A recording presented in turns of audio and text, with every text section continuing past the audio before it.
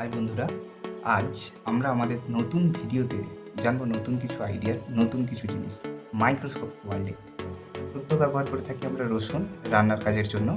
এই রসুন যদি মাইক্রোস্কোপে দেখা হয় তাহলে ঠিক কেমন লাগে চলুন দেখে নেওয়া যাক।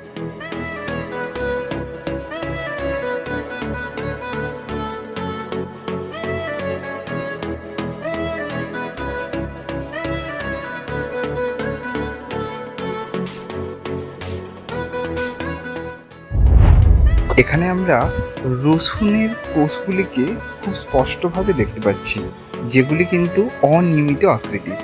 প্রত্যেকটা কোষ তার কোষ প্রাচীর দ্বারা সুনির্দিষ্ট আকৃতির হয়ে থাকে। কোষ প্রাচীর হলো এমন এক ধরনের গঠন যা প্রত্যেকটা কোষের আকৃতি এবং গঠন, দৃঢ়তা সমস্ত কিছু প্রদান করে থাকে। প্রত্যেকটা কোষের মধ্যেকার যে স্থান রয়েছে একে বলা হয় আন্তঃকোষীয় স্থান, যেটাও কিন্তু এখানে খুব স্পষ্টভাবে আমরা দেখতে পাচ্ছি। কিন্তু এই চৌকো বক্সের মতো যে গঠনটা রয়েছে এগুলো কি আপনি কি জানেন? জানলে আমার কমেন্ট বক্সে লিখে পাঠিয়ে দিন। আর ভিডিওটি ভালো লাগলে সাবস্ক্রাইব করে দিন। আর দেখা হচ্ছে পরের ভিডিওতে। ততক্ষণ বাই বাই।